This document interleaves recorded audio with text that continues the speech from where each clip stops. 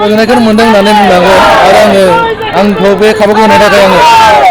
आफादगिरि मानव गेदेर प्रमद बर' सारखौ आङो रोजा साबायखर बावगोन आरो बिथांजों लोगोसे जा जोंनि गेदेमा दैदेनगिरिफोर दं इफोर हान्जानि बिथांमोनसिमबो आं रोजा साबायखर बावबाय आरो दिनै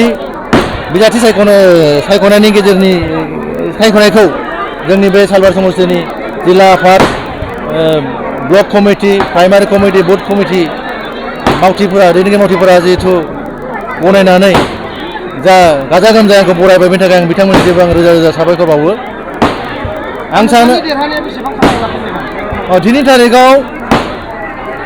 प्रमद बर' सार दैदेननाय जिथु पिपल हानजा बे हानजाखौ रायजो राजाफ्रा गोसो गोरबोआव गनायनानै लादों मानो होनबा बिथांनि प्रमद सारनि दैदेननायनि गेजेरजोंनो बेहाय दिनै दावराव दावसिया गैया जादों सान्थि बिलास मोनसे खालामदों नालाय आरो बिथांनि दैदेननायनि गेजेरजों जोंहा मानब सम्पद मानसि दानायनि जि हाबाफारि सोलोंथाइनि जि हाबाफारि आरो आबादारिफोरनि जि समस्याखौ समाधान खालामनाय जिथु नाजानाय जिथु हाबाफारि बेकार समस्याफोरखौ समाधान खालामनाय जि हाबाफारि आरो आइजो बिथांमोनखौ जौगानायनि जि हाबाफारि बेफोर हाबाफारिखौ रायजोआ थारैनो फोथायनानै आरो मोगथाङाव मोननोबो हादों नालाय बेखौ आं सानो बे हाबाफारिखौ रायजोनि लाब दं नालाय हेफाजाब होगोन होनना बुंदों आं सानदों आरोखि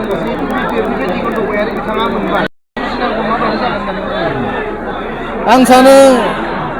व्यक्ति भाबै बुंनो नागिराखै आं दलि भाबै आरोखि दिनैनि जिथु थासारि हाग्रामा महिलारिनि BPF हान्जा आरो जोंनि प्रमद बर' सारनि दैदेननाय जिथु पिपल हान्जा सानहरनि एसे फारागथिखौ जों नुनो मोनो सान्थि मोनसे जाबाय सान्थि दानाय नेता दानो हानाय नेता मोनसे जाबाय असान्थि परिबेसनि नेता दा रायजो राजाया आं मोनसे फोथायनाय रायजो राजाफ्रा सान्थि खामि नेताखौनो लुबैगोन आरोखि बे बिथिंखौ नायोबाथाय पिपलजों कम्पेयार खालामनो हाथ'नाय नङा नामा सालबारियाव सानदों आरोखि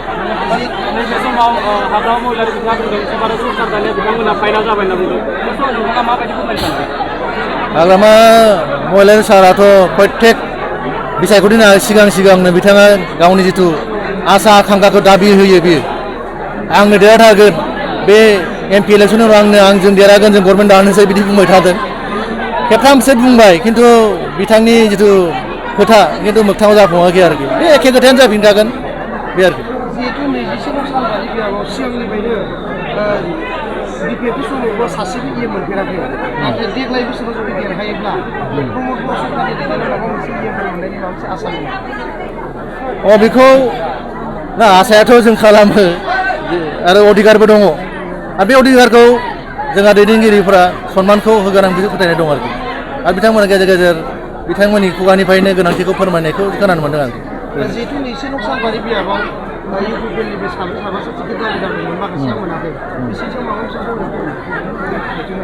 आङो बिथांमोनखौ खावलायगोन जिहेथु डेम'क्रेटिक सिस्टेमाव जोङो मोनसे हान्जानिफ्रायनो मोनसे न'खरनिफ्रायनो जों बयबो बिनायनि मोन्थाया दंखायो आरो बिनि गेजेरजों साब्रैनि गेजेराव सोरबा सासेयाल'सो मोनखायो नालाय आं सानदों जोंहा मिसुड लिडार बिथांमोना खोथाखौ बुजिगोन आरो आंबो गोग्गानो नागिरा आंबो बे न'खरनिनो सासे आंबो हास्थायगोन जोङो